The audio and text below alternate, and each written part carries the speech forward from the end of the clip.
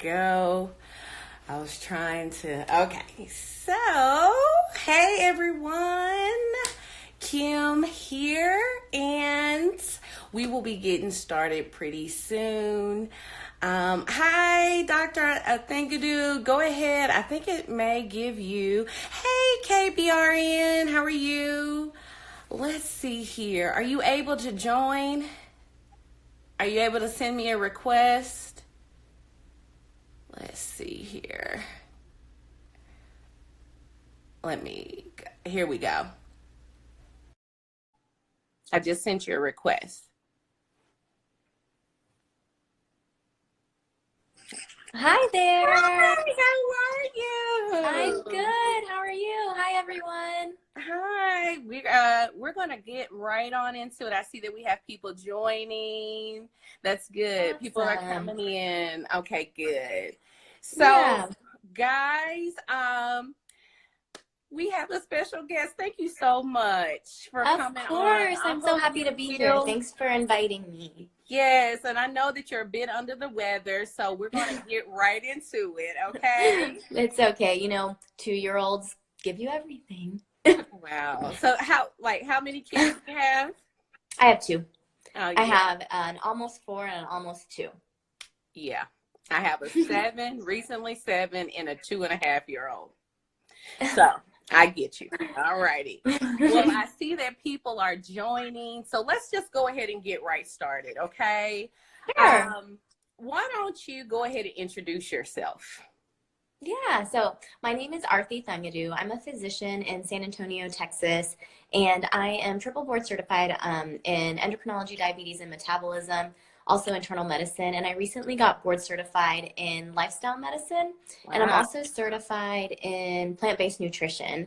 And so last year, I kind of was disappointed in the way that diabetes care is delivered. I felt like patients aren't given the time of day that they need. Diabetes is such an involved disease that, you know, when you're seeing so many patients, 30, 40 patients a day, giving each patient the attention that they really need and I felt that they deserved just wasn't possible. And so I decided to branch out and I started my own practice that has a completely different model. We spend 60 minutes on our initial consult, just me and the patient, and then I follow up with patients over phone, text, email fairly often. Usually we schedule a phone call 1 week out so we can discuss things, and my goal really is to get patients' blood sugars better on less medication, because most people are never even given the option to reverse their diabetes. We're just treating the hyperglycemia without treating the root cause. And so I felt like we were just targeting it in the wrong way, and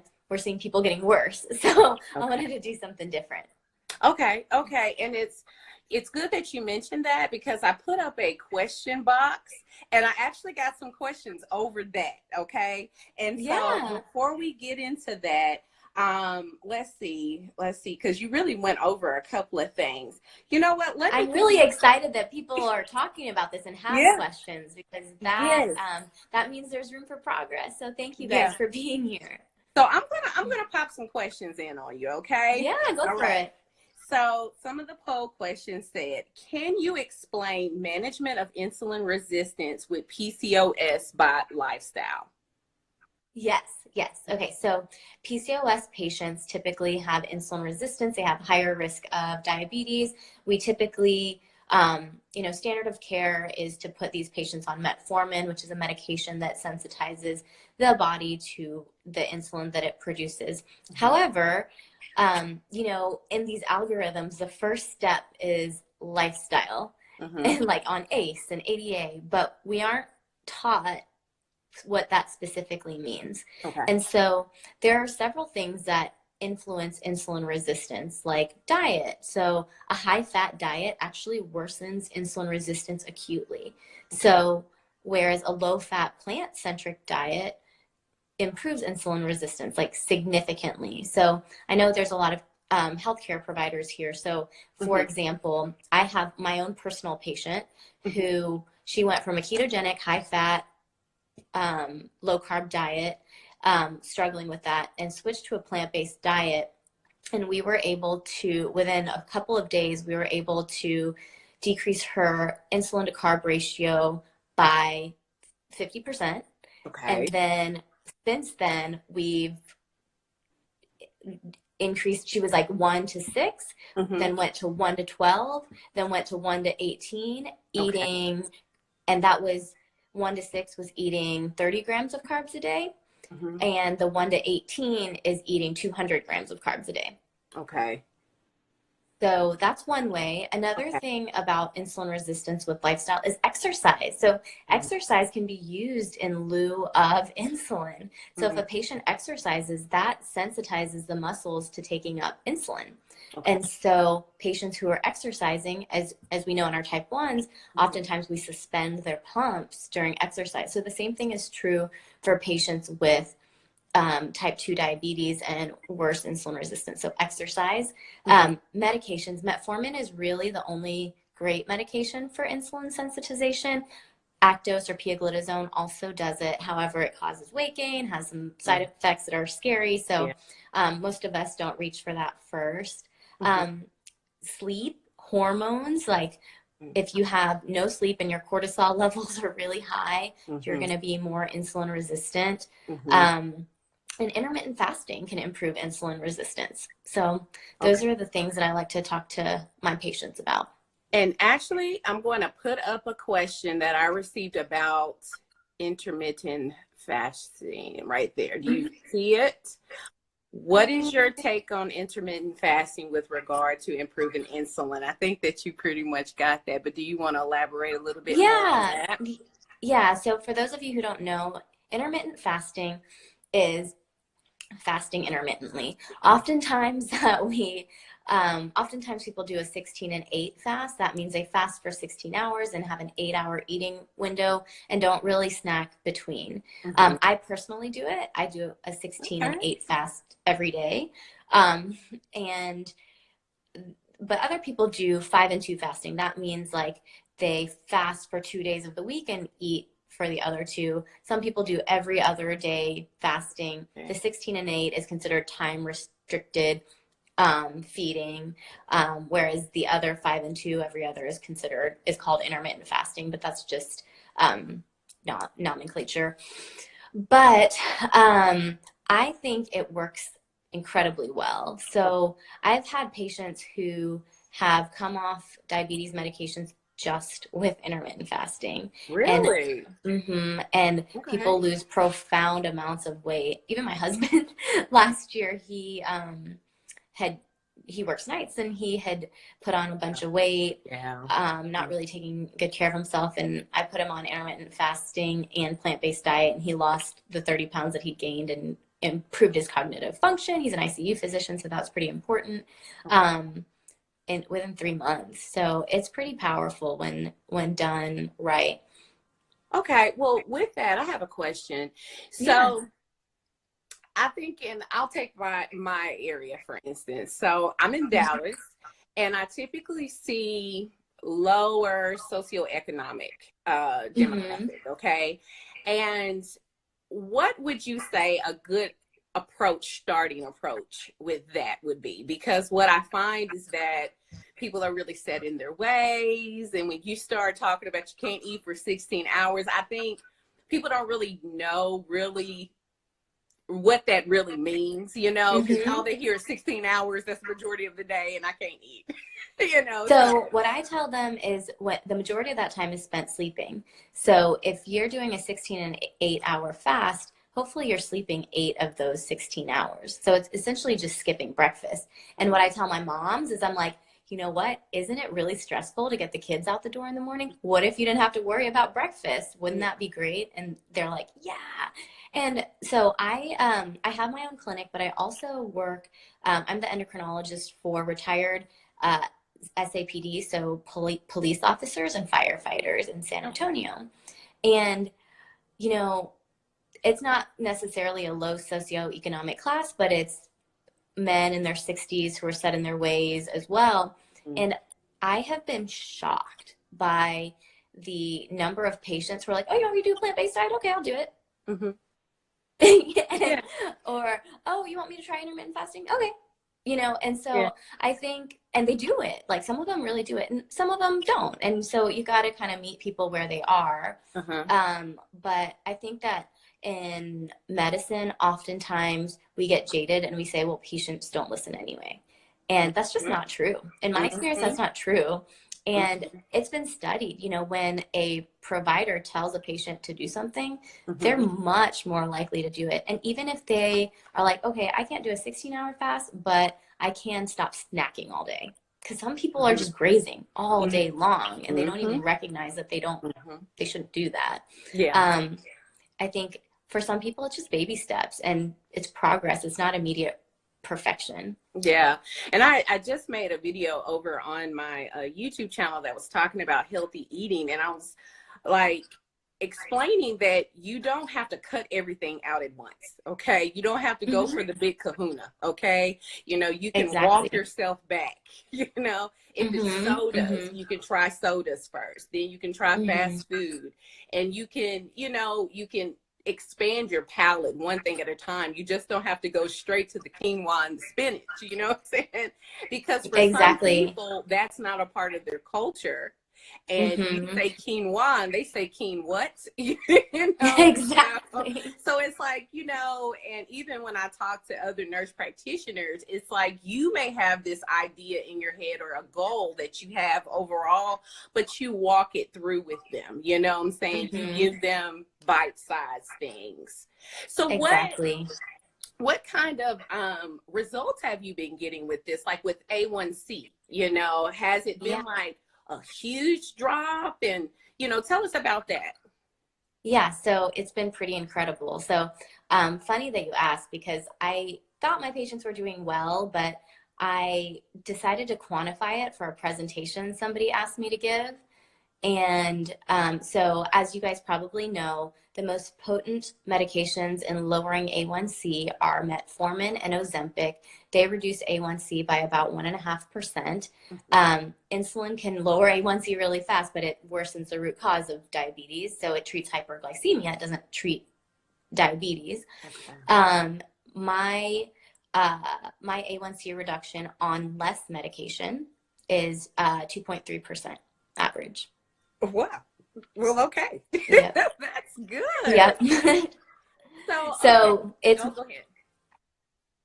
It's more powerful than anything else out there on the market, more powerful than any medications, any popular health coaching out there. It's pretty, I was like, what? Did I calculate that right? Yeah. Okay. I'm going to ask you another question. I'm going to pop it up here. And we got this. Well, I already asked one. Okay. Do you see it? Or can you see it? It does. Maybe it just pops up on my end. I'll read it. Yeah, no, I can't see it. Can you actually get rid of diabetes, or is it just well managed by lifestyle?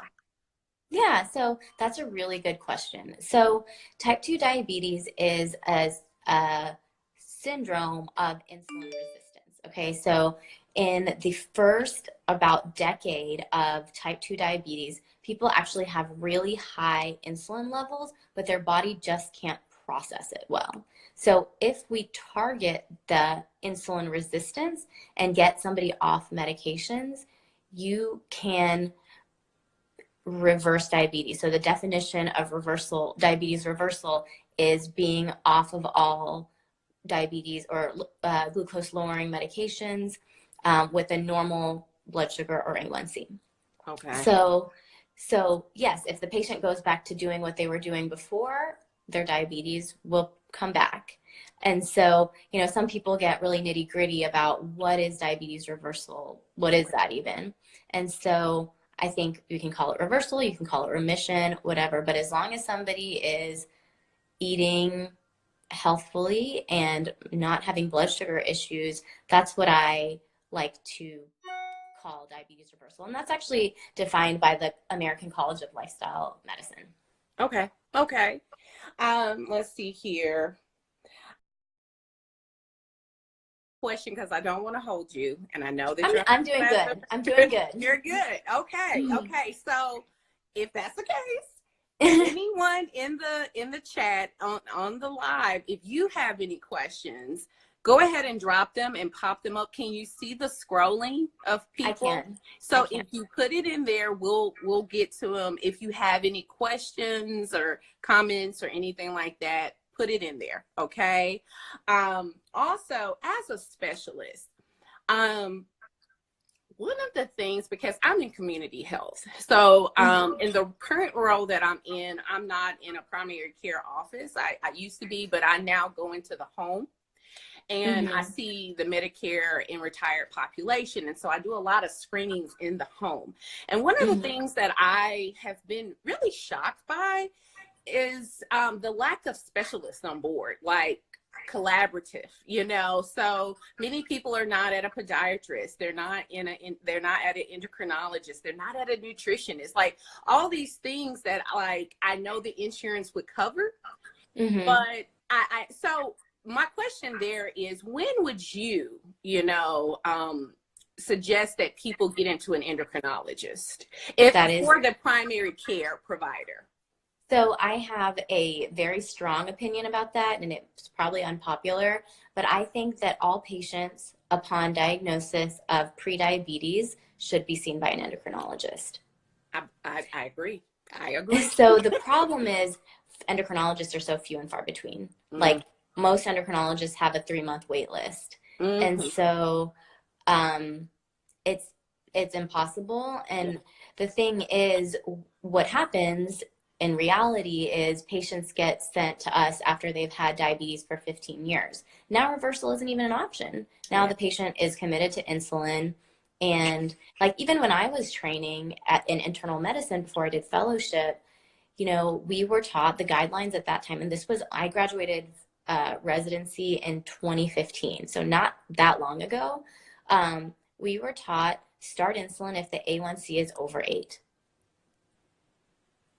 That is no longer standard of care. And also, it commits a patient to insulin because once you're on insulin, you start gaining weight, and it's a vicious cycle. You're worsening your insulin resistance.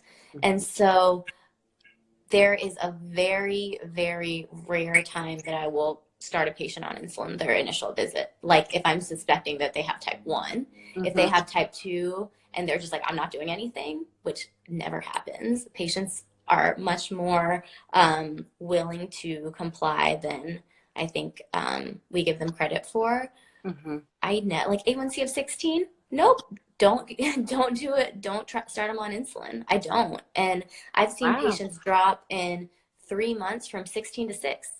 And so the A1C doesn't have to be this gradual drop. You can change your blood sugar overnight if you change what you eat.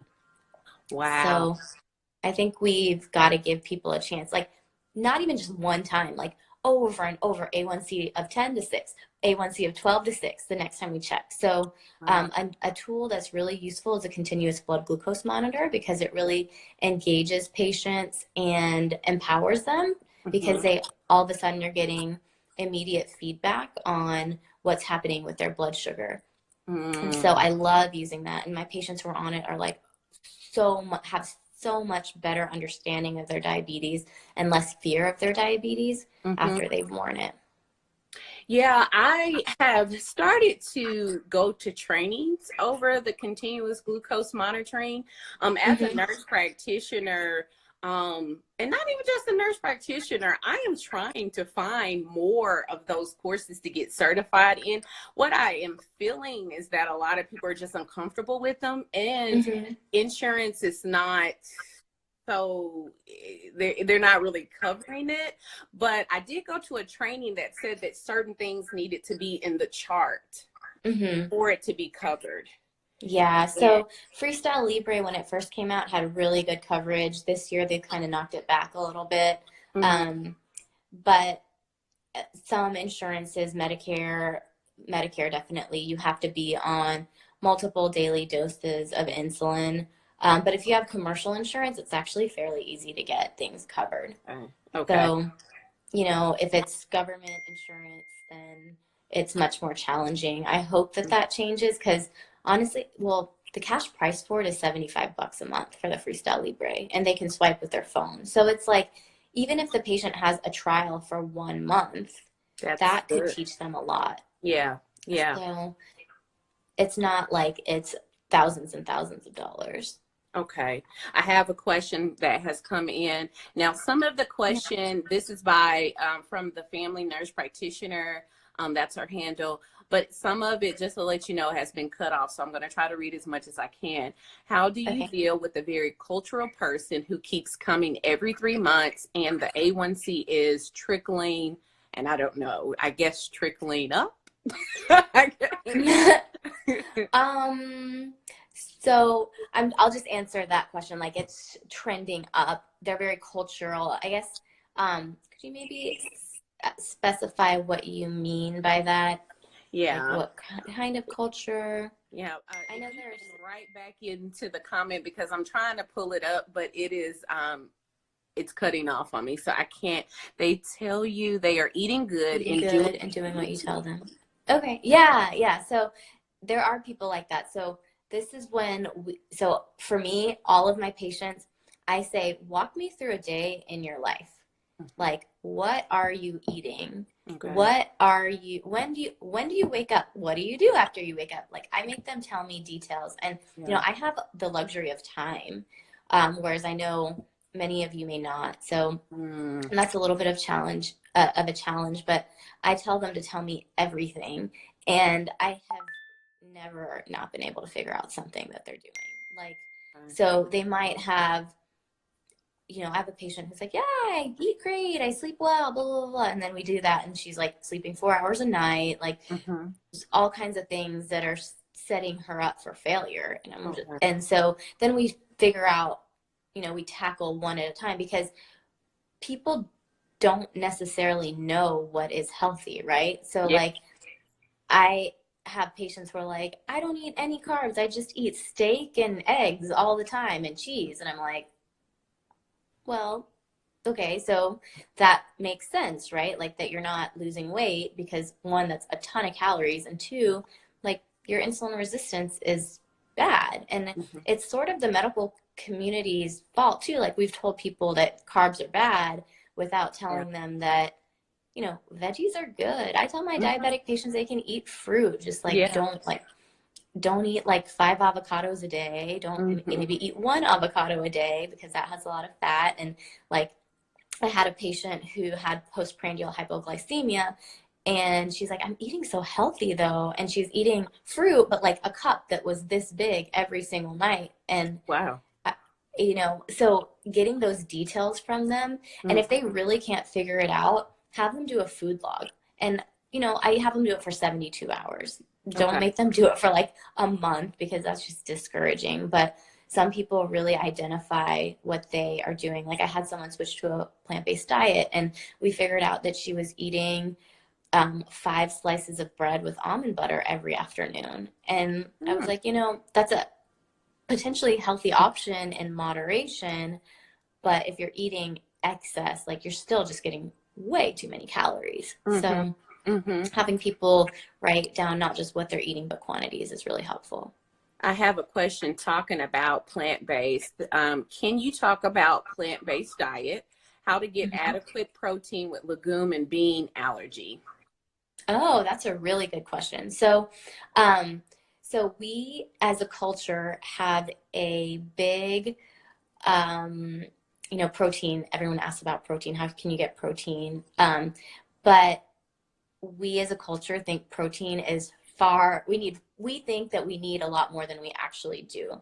We only need, like, unless we're an athlete or something like that, we only really need like 10% of our calories from protein. So all foods have protein in them, like plants, quinoa, grains.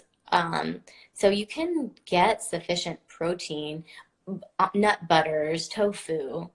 There's a bunch of options that you can get sufficient protein with. It's tough with, you know, it is tough with like a bean and lentil allergy. I don't know how common that is, but I think this person probably knows somebody with that. But yeah, there are plenty of plant sources of protein that you can get it from. Do you come up with a meal plan for people, or do you work in collaboration with like a dietitian or something like that? So I use forks over knives often. Okay. And so so every patient is different. And so I think one part of empowering a patient is letting them have the freedom to learn what works for them. Because if I had a set meal plan that I give to person A and person B, it may work for one and it may totally not work for another. And also I just there's so many other things that I have to focus on as a physician. That's not really my area of expertise, so I don't try to pretend that it is.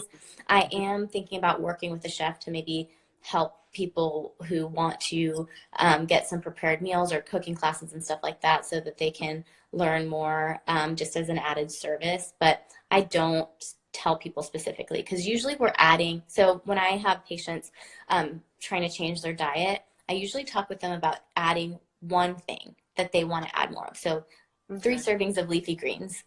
And however they want to get that, that's how they do it. And then once they've achieved that, we say, okay, well, what do you want to do?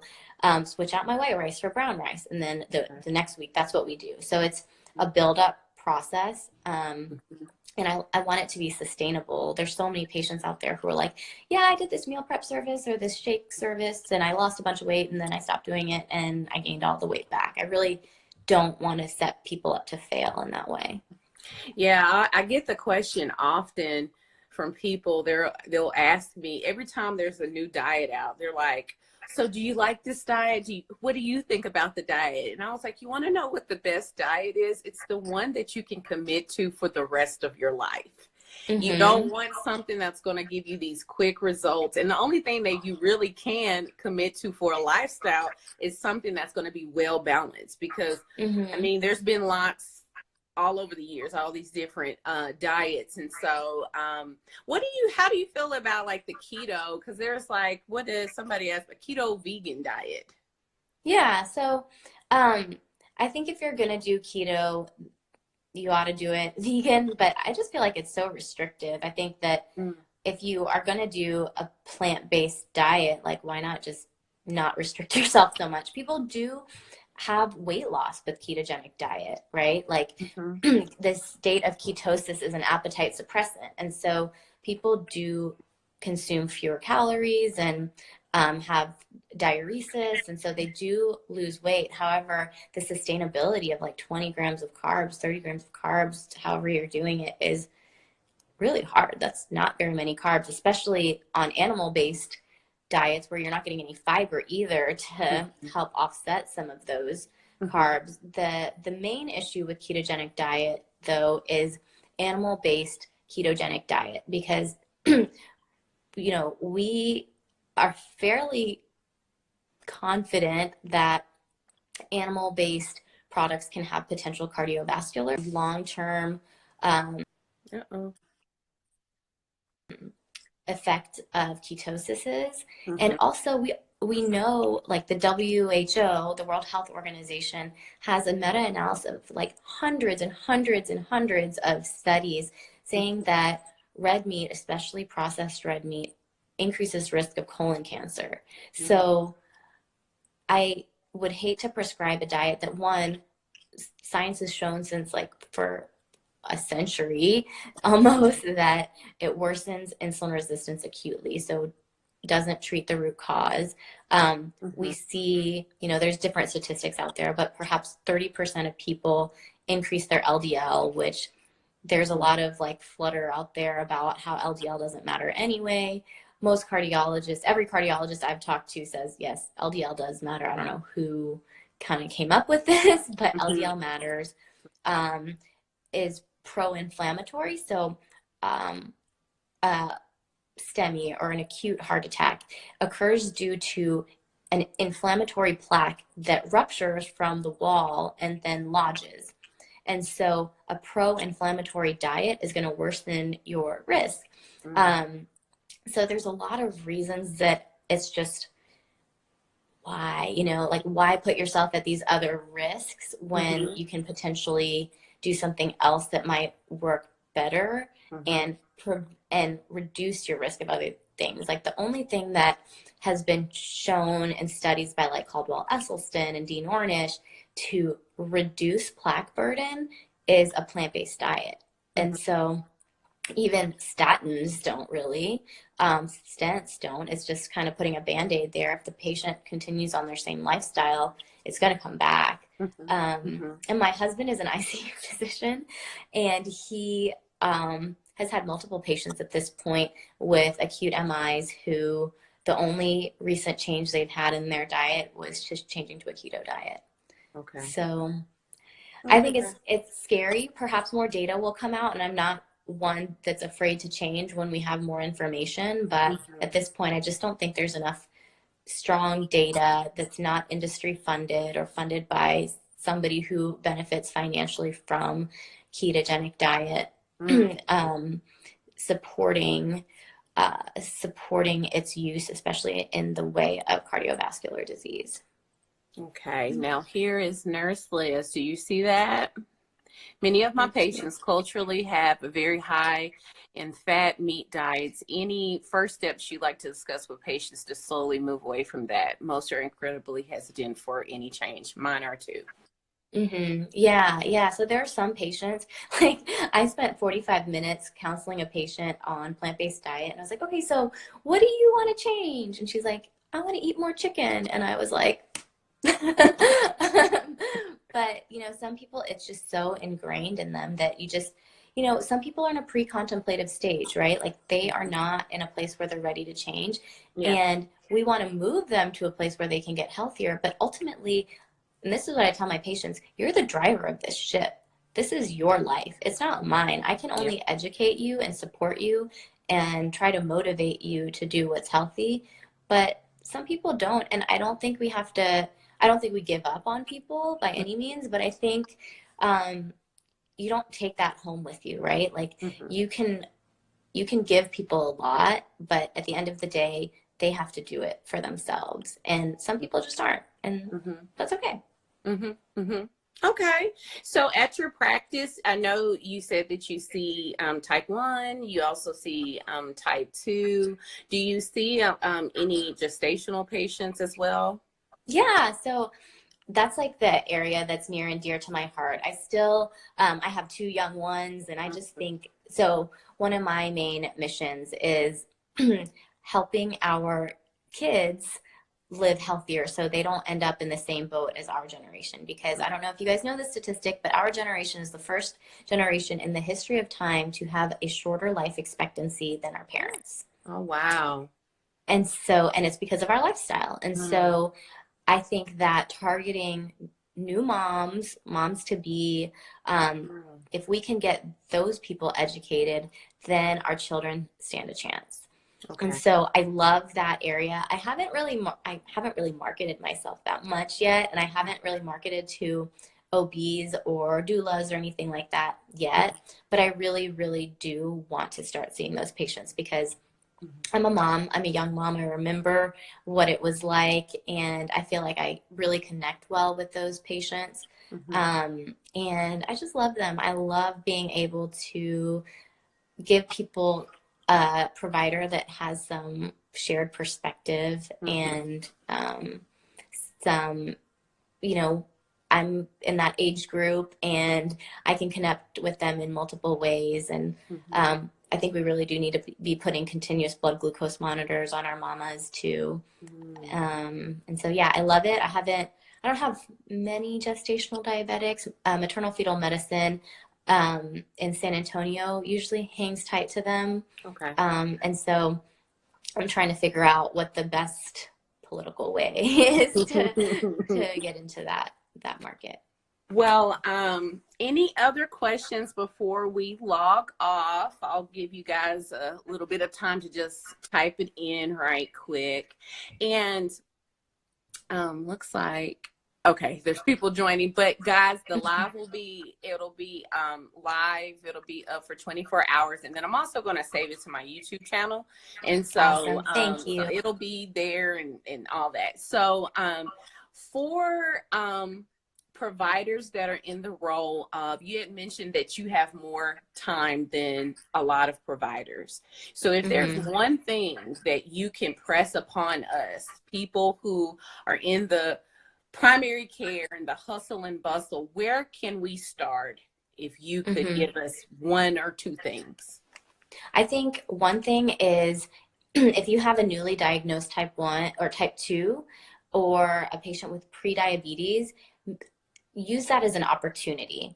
Like if the patient has an A1C of 6.5 or 5.8 or something like that, those patients get tossed aside because, you know, we're borrowing time from one patient to give to a more complicated patient. And then that patient starts getting time when they have an A1C of 7 or they start losing their sensation in their toes or something like that. You know, that's when we start giving those patients the time of day that they deserve. So I think targeting those patients and maybe, you know, telling them, hey, you have prediabetes. You'll probably have diabetes in 5 years if you don't do something about it. Here are some resources. You can point them. I have a patient resources tab on my website. It's sacomplete.com. I have links to films. I have patient handouts. I have patient handouts made by me. I have a plant-based diet startup guide. There's and links to forks over knives, things that I actually use in my own clinic and in my own life. So if you don't have time, which unfortunately the way the healthcare system is, most people don't have time, send them to some good resources, and that could be a great place to start. So I send people to watch the Game Changers all the time because I don't like getting people to buy in. I don't have 2 hours to sit with them to get them to buy into this whole idea, but the movie already did it for me, you know, so I don't have to be reinventing the wheel every single time. So I think utilize online resources. Mastering Diabetes is a really great resource. They put out videos all the time. They are great. Patients can reach out to us on Instagram if they have questions, but utilize the resources that are out there. Okay. And I put it's sacomplete.com. Okay. Yep. I put that there. And then one last question. How often can type 2 diabetic patients eat carbs like brown rice or brown rice pasta? Yeah. So usually, I usually say about 3 servings a day. And that means they look at the serving size, because we also need patients to be mindful of their calories, because no matter what, it matters where the calories come from. But if you're eating excessive calories, you're going to gain weight, and you're thereby going to be worsening your insulin resistance by adding more body fat, right? So I try to get them to stick to about 3 servings a day of those pastas. So the less processed, the better. So brown rice is not processed, so that's good. I mean, I have patients who say that when they eat brown rice and they have a continuous blood glucose monitor, their blood sugar flatlines. Like, it doesn't even spike, because we've got all that fiber that helps modulate the blood sugar, and it also helps them feel full. Versus white rice, where they've sucked out all the nutritional value and all the fiber and just leave the starchy endosperm, and the blood sugar skyrockets, and you never get full, so you can eat it forever. But a good number to start with is about 3 times a day. We tweak that per patient. Some patients are smaller than others, and some patients respond differently, but using a continuous blood glucose monitor with it really helps. Okay, I'm gonna double check. I think that's all the questions for now. Tell everyone where they can find you. Awesome. Well, thank you guys so much for coming. If you guys ever have any questions, don't hesitate to DM me. I'm Dr. Arthi Thangadu on Instagram. You can follow my Facebook page. It's Complete Medicine. That's my practice name. And of course, my website, sacomplete.com. And if you want to email me personally, my email address is hello@sacomplete.com. All of that info is on the website too. Thank you, Dr. Thangadu. Thank you so much. And of course, thank you so much for having me. I hope you all enjoyed it. Everybody's saying that this was great. So maybe % of kids born after 2000 are expected to have diabetes by 2050. So we really have an opportunity to help people here. So thank you guys for all being here. I think just being here says a lot about you. Yeah. Thank you. Thank you, and Thank you you so feel much. better, okay? Bye. Have a wonderful night.